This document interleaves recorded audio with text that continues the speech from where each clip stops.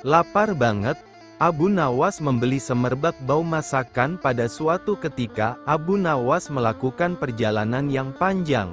Pada hari itu perut si cerdik ini keroncongan dengan amat sangat. Maklumlah sudah seharian belum terisi makanan sedikit pun.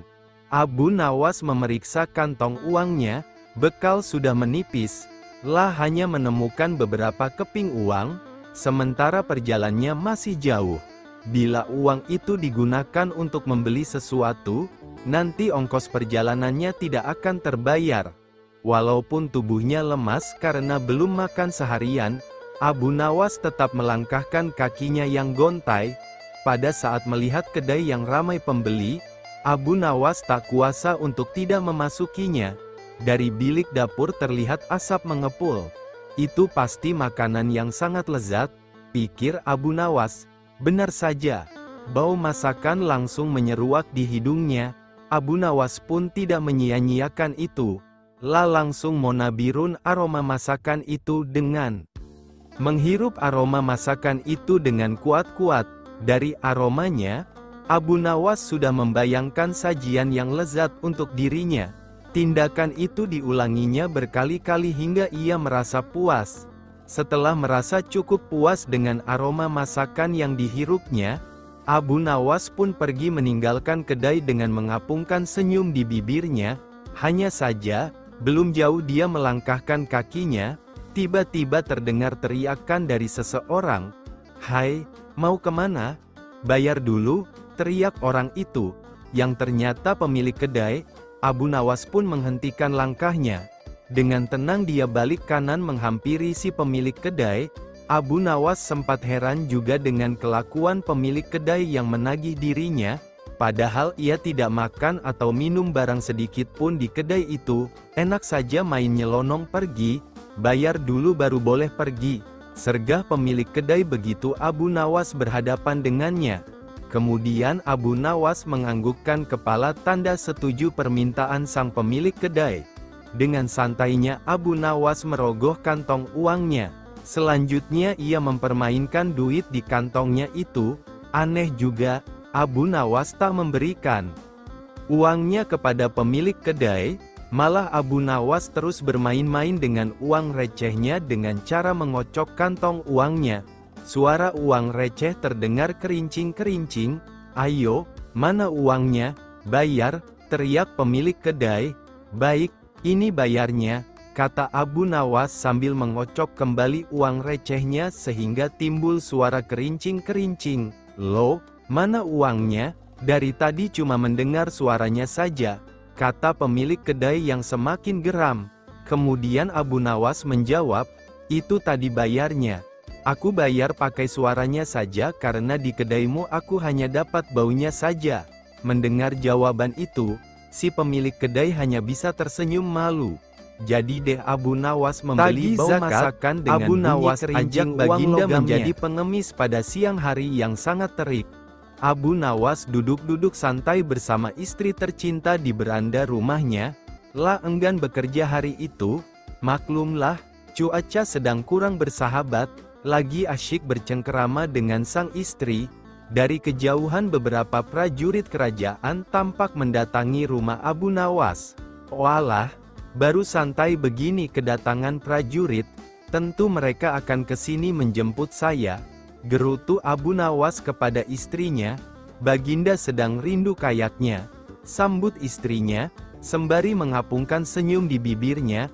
Benar saja, prajurit tersebut diperintahkan Baginda Raja untuk menjemput Abu Nawas. Singkat cerita, Abu Nawas buru-buru mempersiapkan diri untuk ketemu Baginda Raja.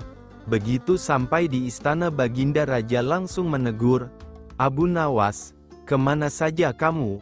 Saat ini aku benar-benar butuh bantuanmu," kata Baginda Raja. Selanjutnya Baginda Raja pun mulai bercerita. Raja telah mendapat laporan bahwa di wilayahnya ada seorang saudagar kaya raya yang menolak membayar zakat. Saudagar tersebut bernama Tuan Kabul. Mengapa Baginda tidak panggil saja dia ke istana? lalu masukkan saja ke penjara, ujar Abu Nawas setelah sejenak berpikir. Sebenarnya bisa saja aku berbuat demikian. Namun apa tidak ada cara lainnya yang lebih baik dan halus? Soalnya sangat disayangkan kalau aku menghukum, kata Baginda Raja seakan menyembunyikan sesuatu. Bagaimanapun juga, dia dulu adalah orang yang paling rajin membayar zakat. Tapi entah kenapa semakin dia kaya raya, malah makin malas membayar zakat, lanjut Baginda.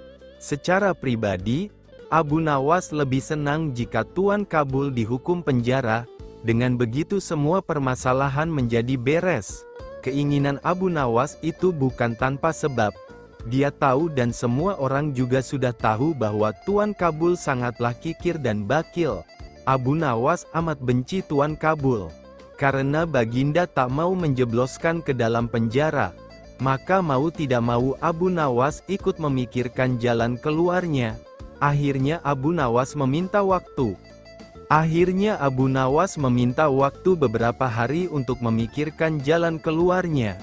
Seperti biasa, jika sudah begitu Abu Nawas langsung pamit begitu menerima hadiah dari Baginda Raja. Ingat, kamu harus berhasil Abu, ujar Baginda menekankan. Setelah sepekan, Abu Nawas kembali ke istana. Bagaimana? Apa taktikmu sekarang? Tanya Baginda Raja. Beres Baginda, sudah ditemukan caranya. Cuma, saya dan Baginda harus jadi pengemis. Apakah Baginda bersedia? Tanya Abu Nawas. Pada mulanya, Baginda Raja agak kaget dengan ide Abu Nawas. Karena ada rasa keinginan kuat untuk menyadarkan Tuan Kabul, akhirnya Raja pun bersedia, dengan memakai pakaian layaknya pengemis.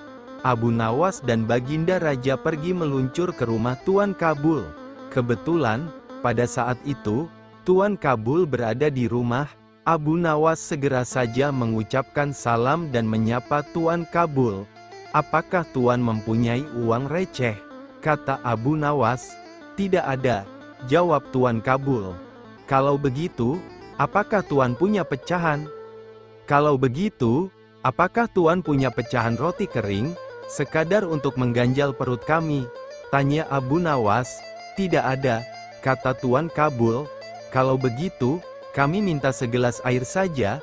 Adakah Tuan? Tanya Abu Nawas. Sudah aku bilang dari tadi aku tidak punya apa-apa, kata Tuan Kabul yang mulai emosi. Abu Nawas dan Baginda senyum-senyum saja. Justru inilah yang ditunggu-tunggu Abu Nawas, sifat emosi yang dimunculkan Tuan Kabul. Kalau Tuan tidak punya apa-apa, mengapa Tuan tidak jadi pengemis seperti kami saja? Sambut Abu Nawas. Mendadak wajah Tuan Kabul terlihat murung. Rupanya ia teringat akan masa lalunya yang terbilang miskin dan tak punya apa-apa. Rasa marah, tersinggung dan terhina bercampur aduk dirasakan Tuan Kabul. Namun belum sempat Tuan Kabul sadar siapa yang berdiri di depannya, Raja mulai angkat bicara. Bagaimana Kabul? Apakah memilih menjadi orang kaya atau orang yang tak punya?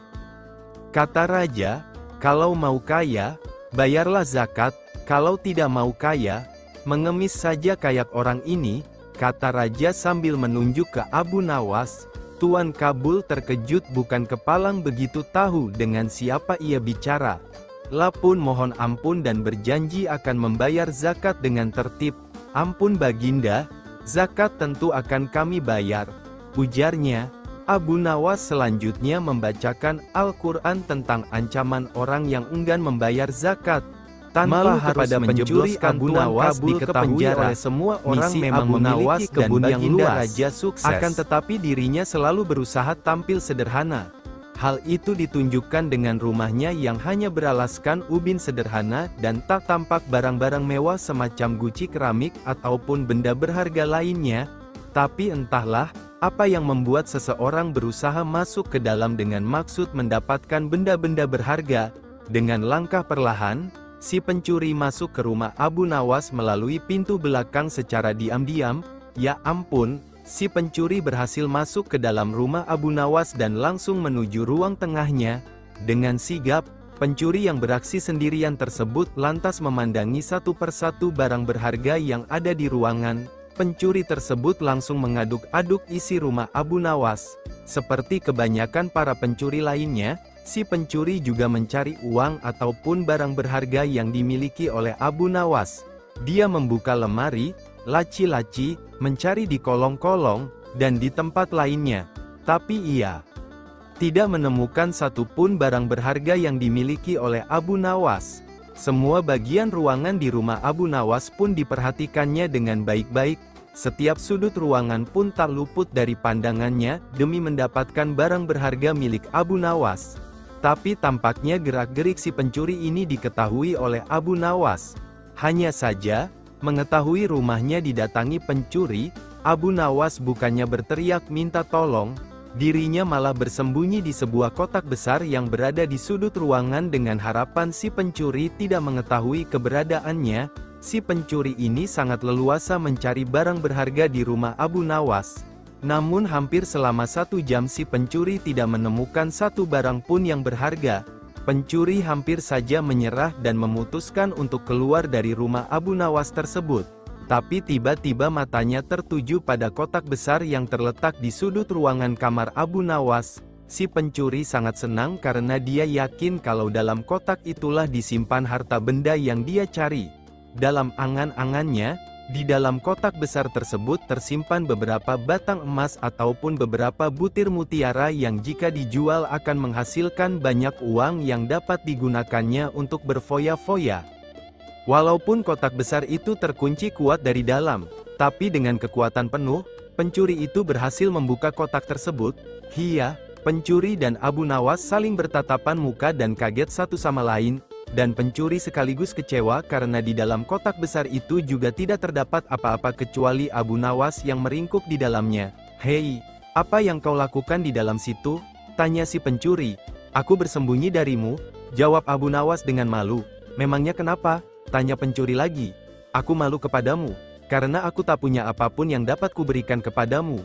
Itulah alasan kenapa aku bersembunyi di dalam kotak ini," jawab Abu Nawas lagi. Setelah mendapat jawaban tersebut, si pencuri pun pergi meninggalkan rumah Abu Nawas begitu saja dengan tangan hampa, dengan perasaan kecewa dan heran. Kenapa si Abu Nawas yang memiliki kebun luas kok bisanya tidak memiliki satupun barang berharga yang dimiliki? Itulah Abu Nawas. Dia tampil dengan sangat sederhana dalam kehidupannya, namun dia selalu bersyukur kepada Allah karena dia yakin kalau orang yang lebih fakir dari dia masih banyak. Kisah Abu Nawas kali ini mencoba menyuguhkan tentang cara Abu Nawas untuk memeras pemeras, seorang pegawai pemerintah yang telah berani mencoba memeras Abu Nawas. Jangan ditiru ya tabiat dari pegawai pemerintahan yang satu ini. Kisahnya, Alkisah pada waktu itu banyak sekali rakyat jelata yang ingin mendapatkan hadiah besar dari sang raja. Karena sudah menjadi aturan kerajaan, bagi siapa saja yang bisa membawakan berita bagus untuk raja, maka ia akan mendapat hadiah yang sangat besar. Tentu saja haruslah Baginda senang mendengarannya. Kalau tidak, pancung hukumannya. Dari itu, tidak semua orang berani begitu saja menghadap dan menyampaikan berita hangat kepada Baginda. Haha, ini si Abu Nawas sukanya mencari uang untuk dibagikan kaum fakir miskin. Mulai tergerak hatinya karena tetangga sebelah rumah banyak yang fakir dengan gaji pas-pasan lagi. Memang Abu Nawas ini terkenal sebagai manusia dengan segudang ide. Dia bermaksud ke istana untuk menyampaikan sebuah berita yang amat menarik. Abu Nawas yakin kalau yang akan disampaikannya pasti akan membuat Baginda girang, karena berita ini jarang diketahui orang. Di suatu pagi yang cerah, Abu Nawas berangkat sendirian menuju istana. Tetapi semuanya tidak seperti yang dibayangkan semula karena ia harus berhadapan dengan pengawal, penjaga pintu gerbang istana.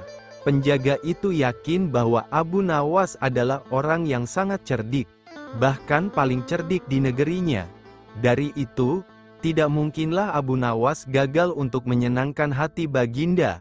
Gumam si penjaga gerbang. Penjaga itu berlagak acuh tak acuh berkata kepada Abu Nawas, "Wahai Abu Nawas, Engkau akan aku izinkan masuk, asalkan engkau berjanji terlebih dahulu kepadaku, kata penjaga pintu gerbang itu. Janji apa? Abu Nawas pura-pura tak tahu. Engkau harus berjanji kepadaku bahwa apapun hadiah yang engkau terima harus dibagi sama rata denganku, kata penjaga pintu gerbang istana. Baiklah, kata Abu Nawas jengkel. Setelah Abu Nawas menjanjikan separuh hadiah yang akan diterimanya dari Baginda, barulah penjaga itu mengizinkan Abu Nawas masuk. Kejengkelan Abu Nawas terhadap penjaga gerbang yang nakal ini berubah menjadi dendam yang berkobar-kobar. Akhirnya Abu Nawas mempunyai ide untuk memberikan pelajaran berharga buat pengawal, penjaga pintu gerbang istana itu. Setelah masuk istana, Baginda Raja Harun al-Rasyid merasa sangat senang. Rasa senang ini sampai ke lubuk hatinya yang paling dalam. Setelah Abu Nawas menyampaikan berita yang amat langka dan jarang diketahui oleh manusia, Baginda pun merasa sangat senang dan puas. Baginda merasa belum pernah mendengarnya, hingga seolah-olah ia telah menjadi orang yang paling beruntung di dunia. Wahai Abu Nawas, kali ini tentukanlah sendiri hadiah yang engkau inginkan, kata Baginda. Terima kasih, Paduka junjungan hamba. Bila diperkenankan memilih hadiah, maka hamba meminta 100 cambukan, jawab Abu Nawas. Tentu saja Baginda bertanya-tanya dalam hati, merasa kaget dan heran. Tetapi Baginda yakin bahwa Abu Nawas pasti mempunyai maksud tertentu di balik itu. Dari itu, Baginda memanggil algojo kerajaan dan berpesan jangan terlalu keras kalau mencambuk Abu Nawas. Algojo sudah siap dengan cambuk di tangan. Tak mengherankan jika pengawal itu hampir pingsan terkena lecutan keras itu. Abu Nawas merasa sangat senang berbagi lecutan dengan pengawal ini. Namun demikian, Abu Nawas belum juga puas, karena harusnya dia mendapat hadiah dari Baginda.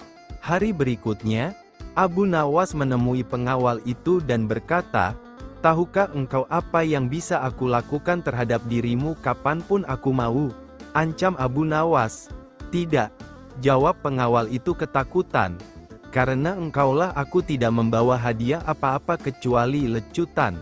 Kalau engkau tidak mau mengganti hadiah yang mestinya aku terima, maka aku akan mengadukan kepada Baginda," kata Abu Nawas yang mengetahui kalau pengawal ini suka terima suap juga dari orang lain. Karena takut, maka pengawal itu bersedia menjual ladang hasil kecurangannya di masa lalu. Dan selanjutnya ia memohon kepada Abu Nawas agar tidak mencelakakan dirinya lagi. Abu Nawas pun setuju.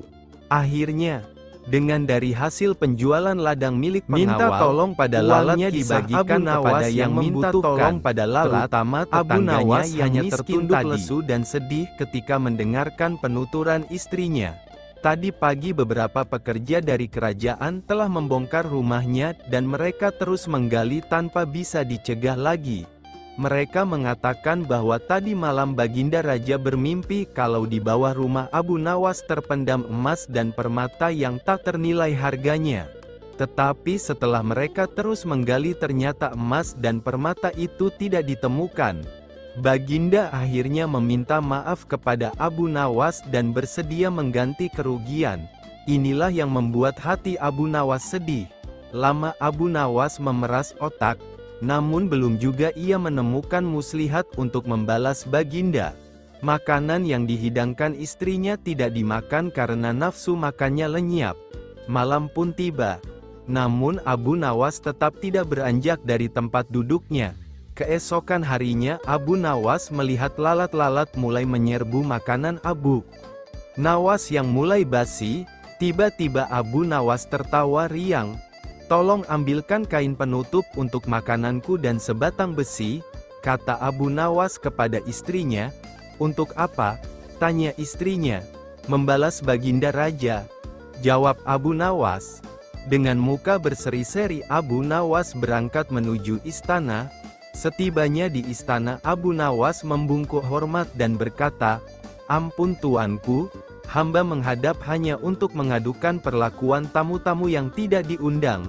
Mereka memasuki rumah hamba tanpa izin dari hamba dan berani memakan makanan hamba. Kata Abu Nawas mengadu, "Siapakah tamu-tamu yang tidak diundang itu wahai Abu Nawas?" Tanya Baginda. "Lalat-lalat ini, tuanku," jawab Abu Nawas. "Kepada siapa lagi kalau bukan kepada Baginda? Hamba mengadukan perlakuan yang tidak adil ini," jelas Abu Nawas. "Lalu keadilan yang bagaimana yang engkau inginkan?" "Hamba hanya menginginkan izin tertulis dari Baginda sendiri agar hamba bisa dengan leluasa menghukum lalat-lalat itu." Baginda Raja tidak bisa menolak permintaan Abu Nawas karena pada saat itu para menteri sedang berkumpul di istana. Maka dengan sangat terpaksa Baginda membuat surat izin yang isinya memperkenankan Abu Nawas memukul lalat-lalat itu dimanapun mereka hinggap. Tanpa menunggu perintah, Abu Nawas mulai mengusir lalat-lalat di piringnya hingga mereka terbang dan hinggap di sana-sini. Dengan tongkat besi yang sudah dibawanya sejak tadi, Abu Nawas mulai mengejar dan memukuli lalat-lalat itu, bahkan di kaca. Abu Nawas dengan leluasa memukul kaca itu hingga hancur. Kemudian vas bunga yang indah, kemudian patung hias sehingga sebagian dari istana dan perabotannya remuk diterjang tongkat besi Abu Nawas. Bahkan Abu Nawas tidak merasa malu memukul lalat yang hinggap di tempayan Baginda Raja.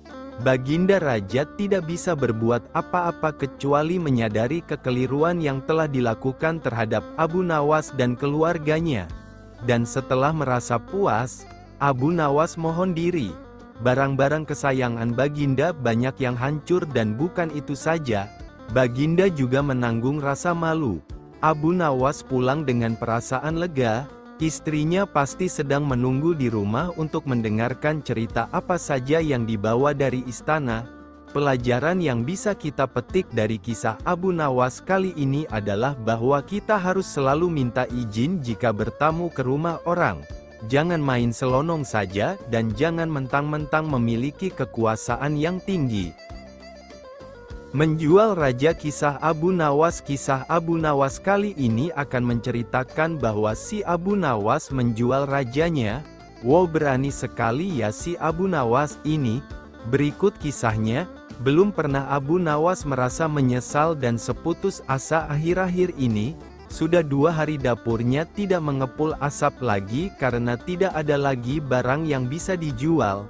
Sebenarnya Abu Nawas bisa saja menjual salah seorang dari teman-temannya untuk dijadikan budak oleh pembelinya. Tetapi Abu Nawas tidak tega, apalagi kebanyakan teman-teman Abu Nawas adalah orang-orang yang miskin. Namun bagaimanapun juga ia harus menjual manusia karena Abu Nawas sudah merasa tidak memiliki sesuatu barang pun yang patut untuk dijual. Dengan tekad yang amat bulat, Abu Nawas merencanakan menjual Baginda Raja.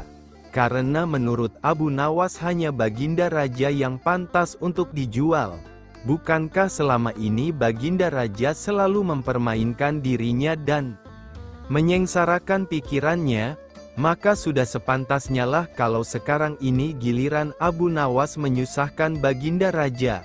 Akhirnya Abu Nawas menghadap Baginda Raja dan berkata, "Ada sesuatu yang amat menarik yang akan hamba sampaikan hanya kepada Paduka yang mulia." Kata Abu Nawas memulai. "Apa itu wahai Abu Nawas?" tanya Baginda langsung penasaran. "Sesuatu yang hamba yakin belum pernah terlintas dalam benak Paduka yang mulia," kata Abu Nawas meyakinkan. "Kalau begitu cepatlah ajak aku ke sana untuk menyaksikannya," kata Baginda. "Tetapi Baginda," lanjut Abu Nawas. "Tetapi apa?" tanya Baginda tidak sabar.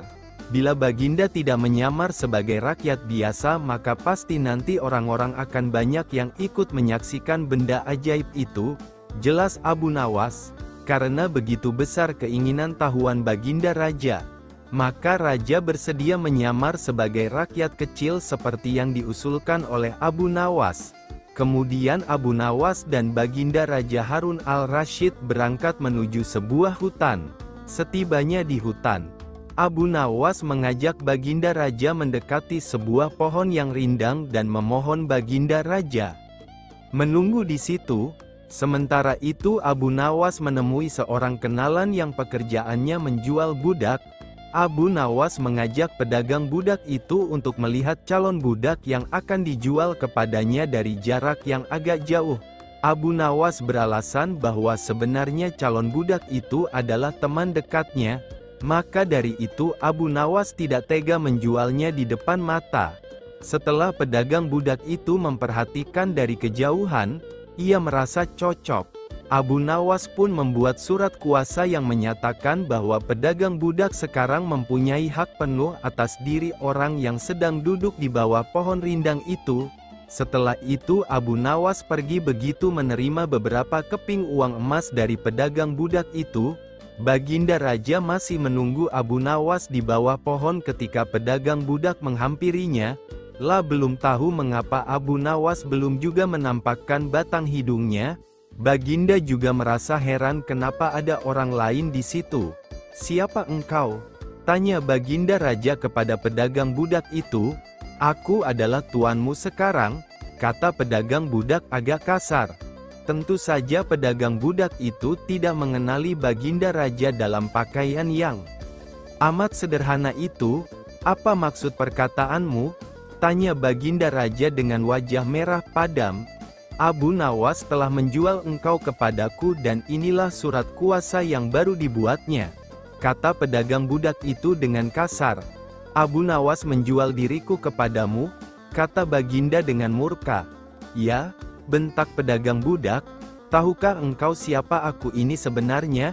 "Tidak dan itu tidak perlu," kata pedagang budak itu dengan ketus.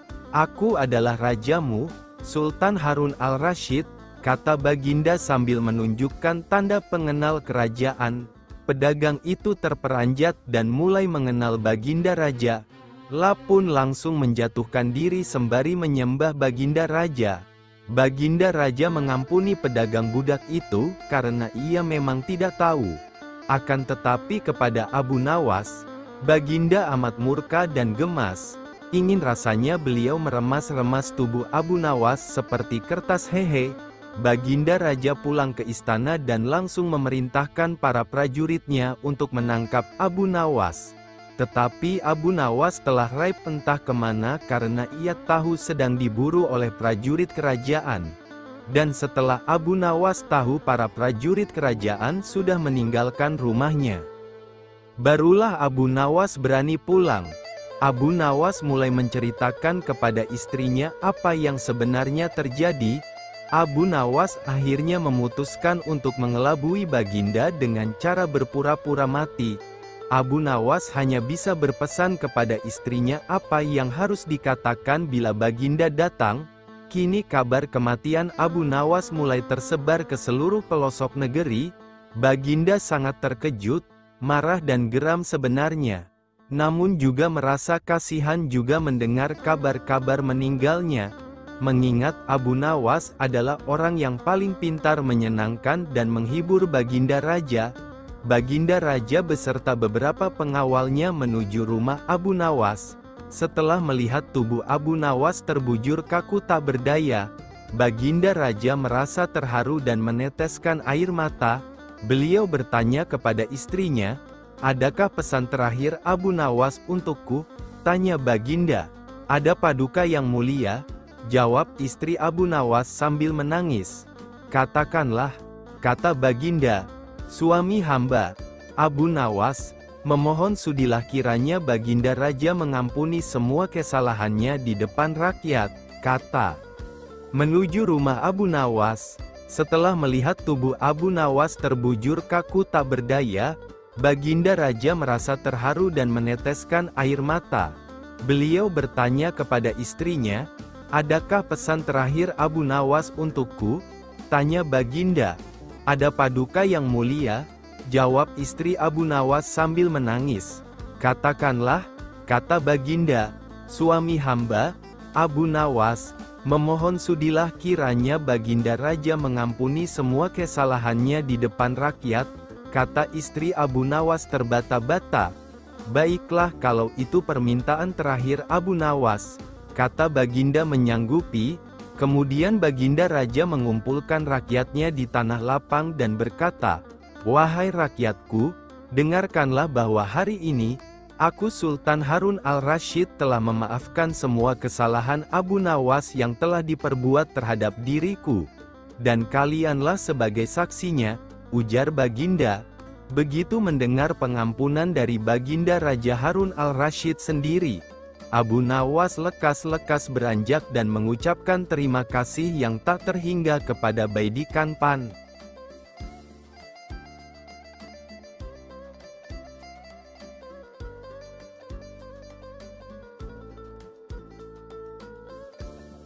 Setelah pembalasan Abu Nawas membunuh lalat-lalat dengan memporak-porandakan barang-barang Baginda Raja atas izin tertulis dari beliau, Baginda Raja sangat kesal dan karena kekesalannya itu beliau ingin sekali menjebloskan Abu Nawas ke penjara, tapi Baginda tidak memiliki alasan untuk melakukannya, karena orang seperti Abu Nawas bukanlah orang yang gampang dicari-cari kesalahannya.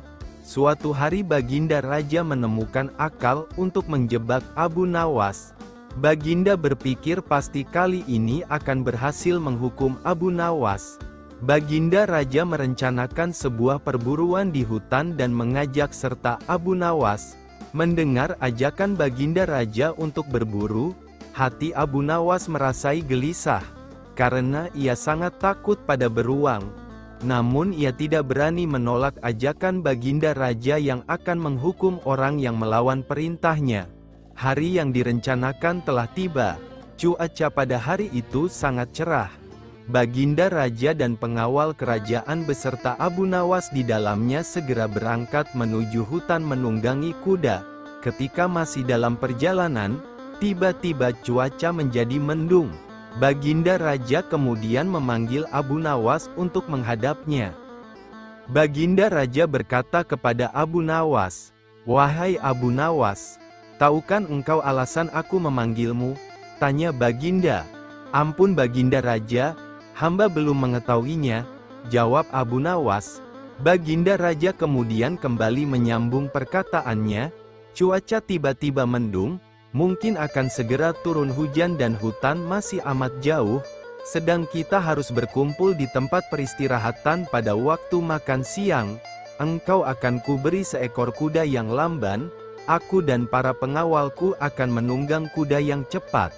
Tapi bila hujan turun kita harus bisa menghindari agar pakaian kita tidak basah. Kita harus melakukan dengan cara kita sendiri.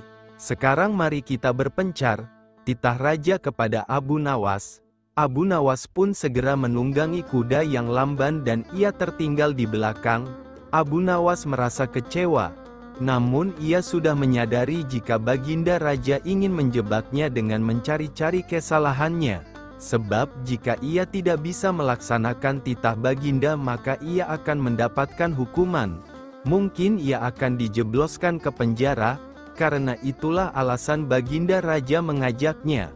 Mungkin untuk pembalasan atas penghancuran barang-barang Baginda yang ia lakukan, pikirnya. Hujan tiba-tiba turun, Baginda Raja dan pengawalnya segera memacu kuda mereka yang cepat menuju tempat berteduh sementara. Namun hujan yang begitu lebat tidak bisa dihindari, mereka sudah lebih dulu basah kuyup sebelum tiba di tempat berteduh.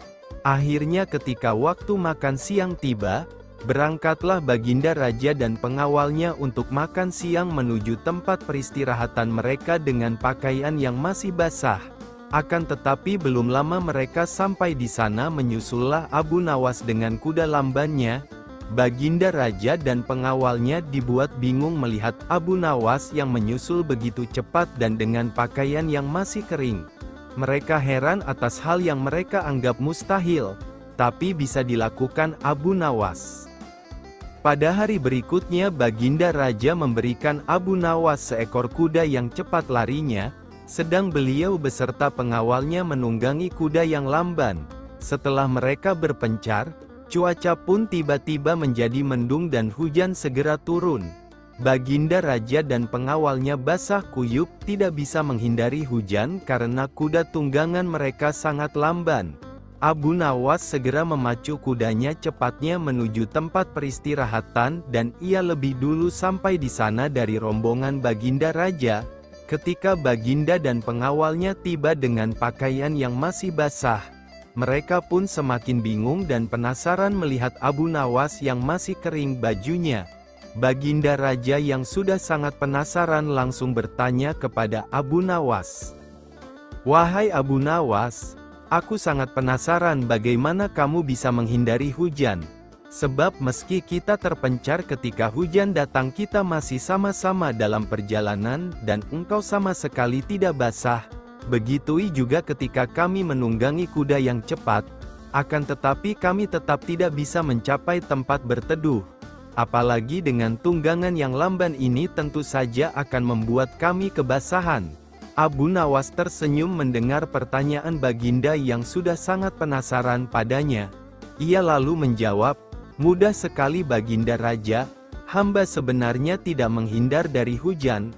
Tapi ketika hujan datang hamba cepat-cepat membuka pakaian dan melipatnya, kemudian hamba langsung mendudukinya sehingga pakaian hamba singgasana Raja kecerdikan akal dan pikiran Abu Nawas sudah tersebar di seluruh penjuru kerajaan yang dipimpin oleh Raja Harun ar-Rasyid. Bahkan Raja sendiri pun mengakui kehebatan Abu Nawas hingga mengajaknya tinggal di istana. Raja Harun telah memberikan kebebasan kepada Abu Nawas untuk keluar masuk istana tanpa prosedur yang berbelit. Dengan hadirnya Abu Nawas di istana, maka Raja dapat setiap saat meminta pertimbangan, pendapat kepada Abu Nawas dalam setiap keputusannya, sebagai penasehat kerajaan. Namun, tampaknya kali ini Abu Nawas mulai bosan tinggal di istana. Ia tidak terbiasa dengan hidup berfoya-foya, meskipun semua yang diinginkan selalu tersedia. Namun Abu Nawas memilih ingin tinggal di luar istana. Ia rindu sekali untuk menggarap sawah dan merawat hewan ternaknya. Dari sinilah kemudian muncul dalam pikiran Abu Nawas untuk keluar dari istana. Diputarlah otaknya untuk mencari alasan agar ia bisa keluar. Setelah semalaman dipikirkan, Abu Nawas menemukan cara jitu untuk keluar dari lingkungan istana. Pada keesokan harinya, ia sengaja bangun pagi-pagi sekali kemudian pergi ke ruang utama istana. Saat itu suasana masih sepi, hanya terdapat beberapa pengawal. Raja Harun sendiri masih terbaring di tempat tidurnya. Pada saat Abu Nawas itulah Abu Nawas mendekati singgasana raja dan mendudukinya. Tak hanya itu saja, Abu Nawas juga mengangkat kaki dan menyilangkan salah satu kakinya seolah-olah dialah rajanya. Melihat kejadian itu, beberapa pengawal kerajaan terpaksa menangkap Abu Nawas. Mereka menilai bahwa siapapun tidak berhak duduk di singgasana raja kecuali Raja Harun sendiri. Barang siapa yang menempati tahta raja, termasuk dalam kejahatan yang besar dan hukuman mati yang diberikan. Para pengawal menangkap Abu Nawas kemudian menyeretnya turun dari tahta dan memukulinya. Mendengar teriakan Abu Nawas yang kesakitan, raja menjadi terbangun dan menghampirinya. "Wahai pengawal, apa yang kalian lakukan?" tanya raja. "Ampun Baginda, Abu Nawas telah lancang. Duduk di singgasana paduka, kami terpaksa menyeret dan memukulinya," jawab salah seorang pengawal. Sesaat setelah itu, Abu Nawas tiba-tiba saja menangis. Tangisannya sengaja ia buat kencang sekali sehingga banyak menyita perhatian penduduk istana lainnya. "Benarkah yang dikatakan pengawal itu wahai Abu Nawas?" kata Raja Harun. "Benar paduka," jawab Abu Nawas. Raja sangat terkejut dengan penuturan Abu Nawas itu. Jika sesuai peraturan yang ada, Abu Nawas akan dikenai hukuman mati. Namun, Raja Harun tak sampai hati melaksanakannya mengingat begitu banyak jasa yang diberikan Abu Nawas kepada kerajaan. "Sudahlah, tak usah menangis, jangan khawatir, aku tidak akan menghukummu. Cepat hapus air matamu," ucap sang raja. "Wahai Baginda, bukan pukulan mereka yang membuatku menangis. Aku menangis karena kasihan terhadap paduka," kata Abu Nawas yang membuat raja tercengang oleh ucapan itu. "Engkau mengasihaniku?" tanya Raja Harun. "Mengapa engkau harus menangisiku?" kata raja lagi. Abu Nawas menjawab, "Wahai raja, aku cuma duduk di tahtamu sekali. Tapi mereka telah memukuliku dengan begitu keras. Apalagi Paduka telah menduduki tahta selama 20 tahun, pukulan seperti apa yang akan Paduka terima? Aku menangis karena memikirkan nasib Paduka yang malang, jawab Abu Nawas. Jawaban itu membuat raja tak bisa berbuat apa-apa. Lata menyangka Abu Nawas menjual harga dirinya di depan banyak pengawal. Oleh karena itu, Raja Harun hanya menghukum Abu Nawas untuk dikeluarkan dari istana. Baiklah jika demikian, mulai detik ini kamu harus keluar dari istanaku, kata raja sedikit geram. Terima kasih Paduka, memang itulah yang saya kehendaki, balas Abu Nawas sambil menyalami Raja Harun untuk kemudian pamit keluar dari istana. Abu Nawas lebih kaya dari Tuhan. Ini kisah tauladan dari sang cerdik Abu Nawas tentang betapa kayanya dia, dan bahkan lebih kaya dari Tuhan Allah SWT. Loh kenapa sang Abu Nawas berkata demikian? Simak ceritanya. Pada suatu saat di negeri tempat tinggal Abu Nawas, diadakanlah pertemuan antar raja-raja dari negara tetangga. Sang Abu Nawas pun ikut pula dalam pertemuan itu karena dia adalah sebagai penasehat raja. Dalam pertemuan itu salah satu tema yang dibicarakan adalah mengenai kekayaan. Tak bisa dibayangkan raja-raja zaman dahulu memang kaya raya. Para raja saling bercerita mengenai kekayaan yang dimiliki termasuk istana dan yang akan dibangun setelah pertemuan itu usai. Ada raja yang memiliki kebun yang luas dengan hiasan permata, danau yang indah gemerlapan, kolam-kolam yang indah, gedung dan istana dan sebagainya. Semua orang yang mendengar penuturan raja-raja itu berdecak kagum kecuali Abu Nawas. Malah Abu Nawas berusaha mengingatkan dan menyadarkan mereka dari melimpahnya harta dunia yang fana ini. Sang Abu Nawas berkata kepada mereka, "Kalau harta aku melihat ke bawah tetapi kalau agama aku melihat ke atas." "Apa maksudnya itu?" tanya beberapa raja. "Kalau tentang harta maka lihatlah orang yang lebih miskin, niscaya engkau akan bersyukur. Karena dengan rasa syukur maka kalian akan memperoleh nikmat yang lebih banyak.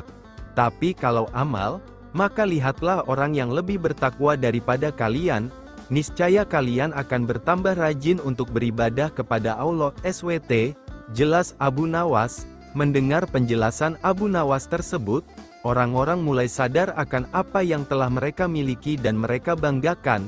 Bahkan banyak dari mereka bahwa ucapan Abu Nawas itu adalah benar. Akan tetapi mereka tiba-tiba terkejut dengan pernyataan Abu Nawas.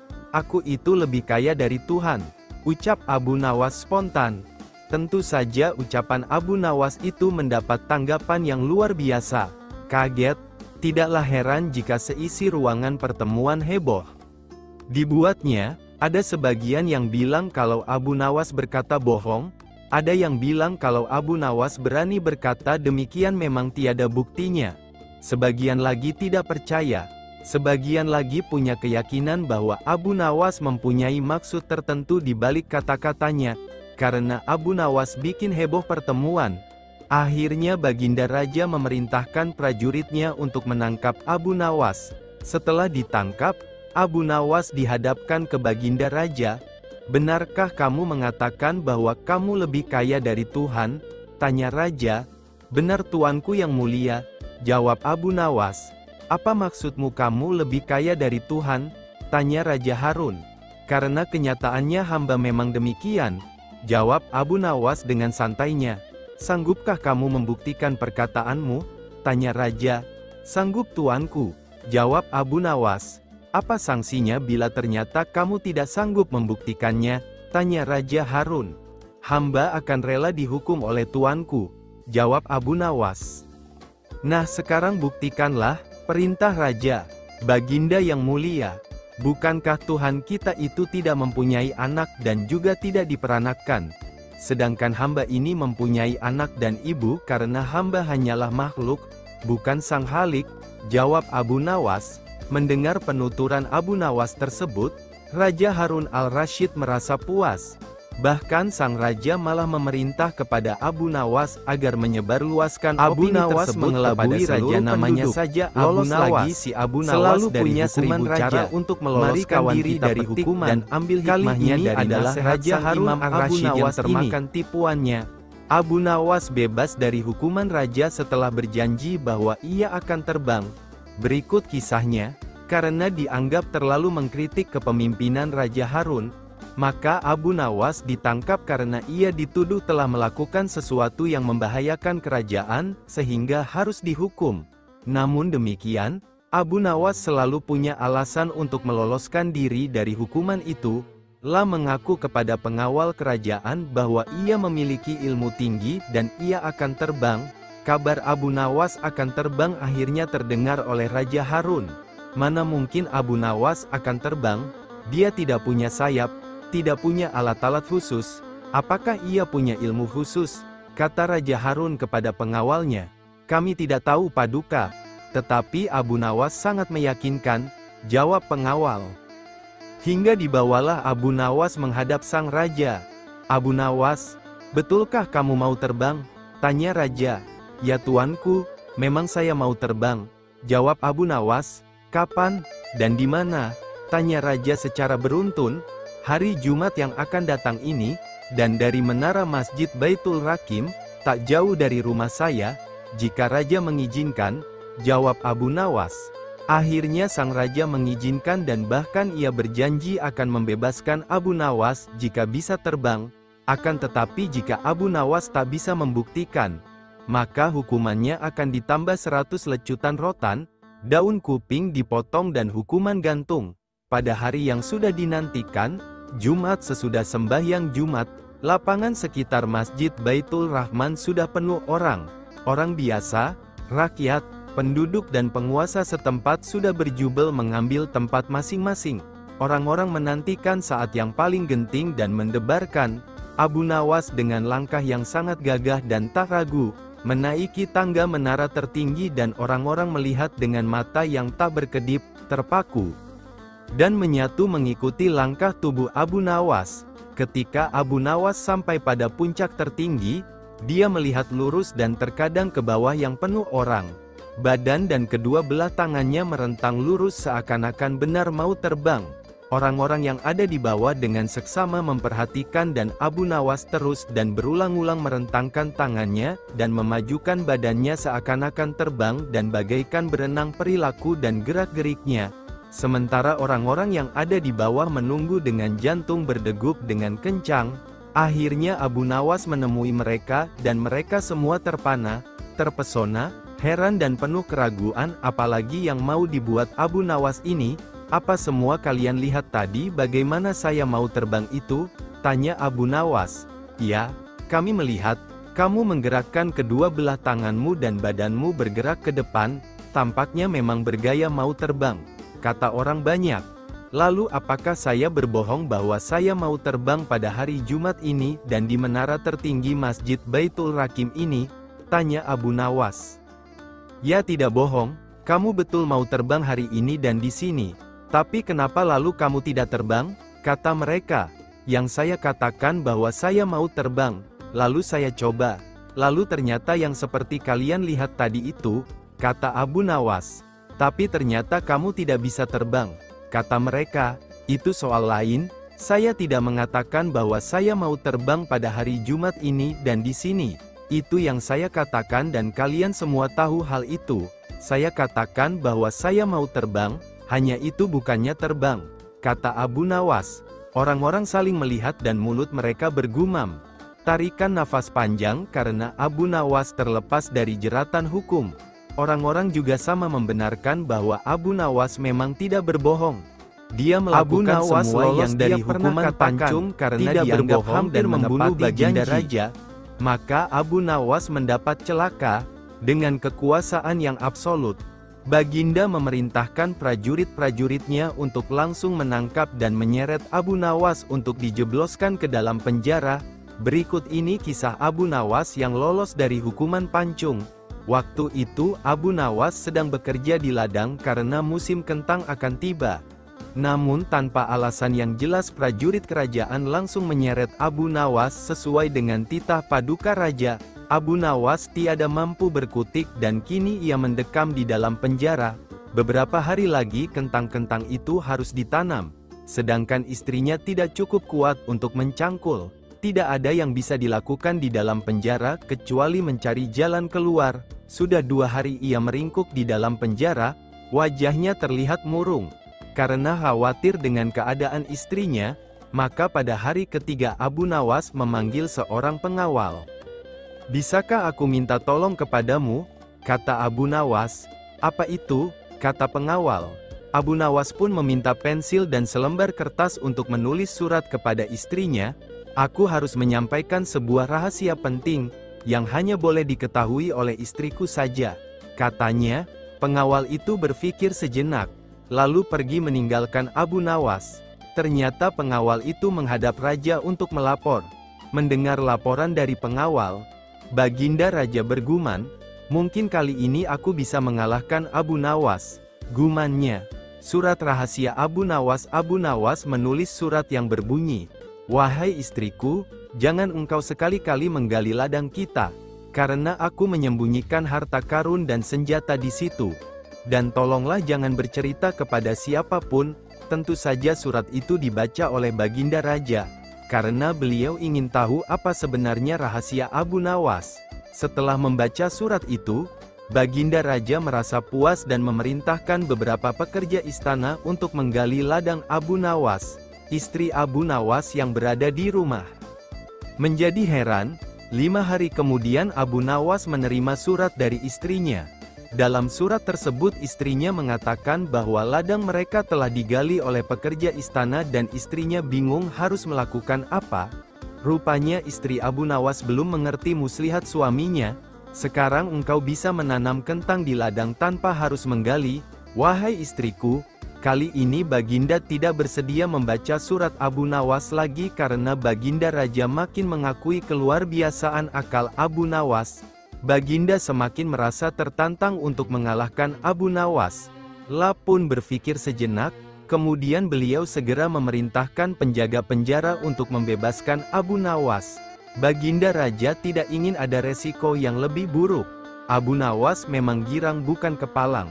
Tetapi ia juga merasa gundah gulana karena Abu Nawas yakin bahwa saat ini Baginda telah merencanakan sesuatu dan Abu Nawas pun segera mencari akal untuk mengantisipasi rencana Baginda.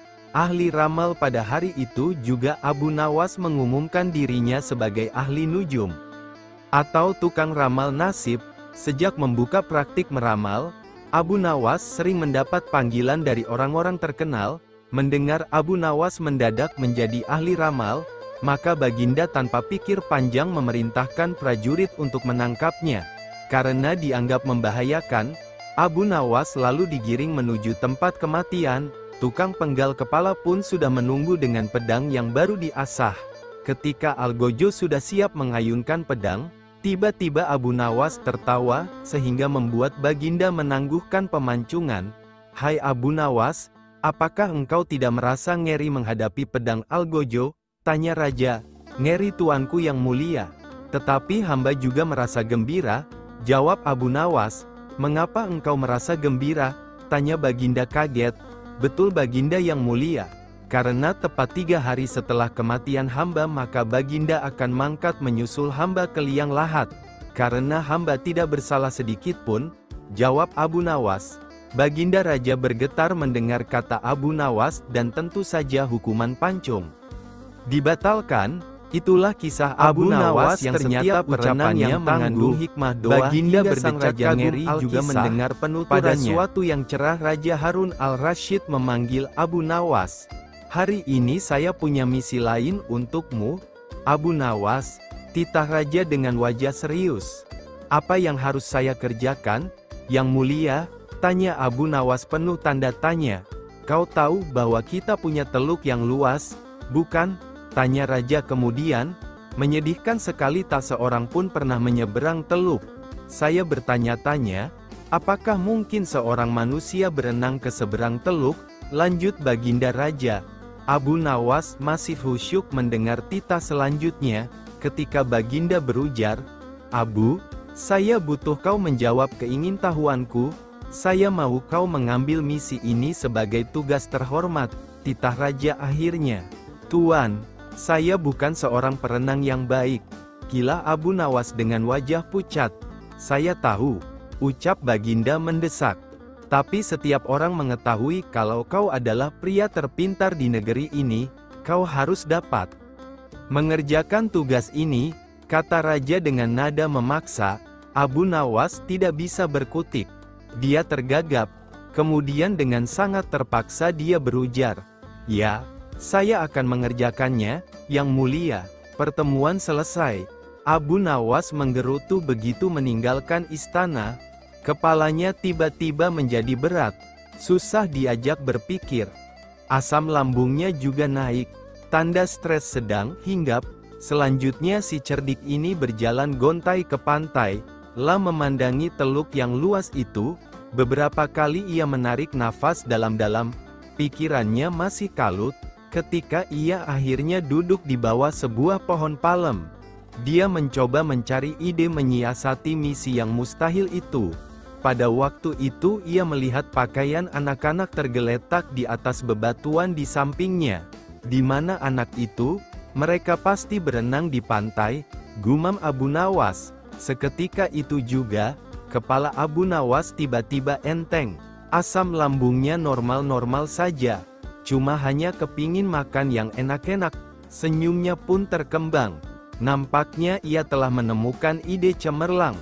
Abu Nawas lalu pulang dan bangun pagi-pagi sekali pada hari berikutnya.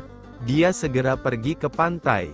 Sambil tersenyum, Abu Nawas melepaskan pakaian dan cincinnya lalu meletakkannya di pasir. Juga melepaskan sepatunya dan meletakkannya di samping pakaiannya. Setelah itu, Abu Nawas kembali lagi ke rumah. 1 jam kemudian raja dan para menterinya datang ke pantai. Mereka terkaget-kaget ketika mengetahui ada pakaian Abu Nawas yang teronggok di atas pasir. Mereka pun berspekulasi, Abu Nawas sedang berenang mengarungi laut untuk mencapai teluk. "Luar biasa, ini orang," gumam Baginda geleng-geleng kepala. Tapi sebagian dari mereka meragukan kalau Abu Nawas yang punya kemampuan berenang pas-pasan berani mengarungi laut. Untuk membuktikan rasa penasaran, mereka semua akhirnya sepakat untuk mendatangi rumah Abu Nawas.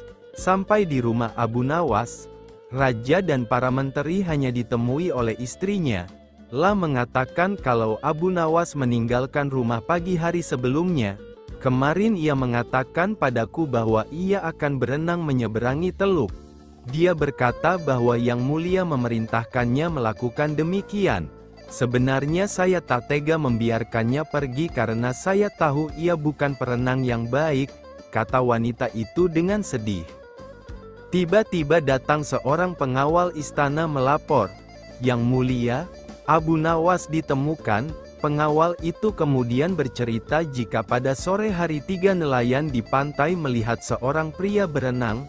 Ketika mereka mendekatinya, mereka tahu bahwa yang berenang adalah Abu Nawas. Karena terlihat sangat lelah, maka mereka membantu Abu Nawas mencapai pantai. Tapi tak lama setelah itu Abu Nawas malah pingsan. Tak lama setelah itu, raja dan beberapa pengawal pergi ke pantai. Raja lalu duduk di samping Abu Nawas. "Abu, Abu," panggil raja sambil menggoyang-goyangkan tubuh Abu Nawas. Pelan sekali, Abu Nawas membuka matanya. Legalah hati Raja Harun al-Rasyid. Memegang tubuh Abu Nawas dengan erat. Terlihat sangat menyesal karena telah menyebabkan Abu Nawas menderita. Abu Nawas tersenyum tipis ketika sang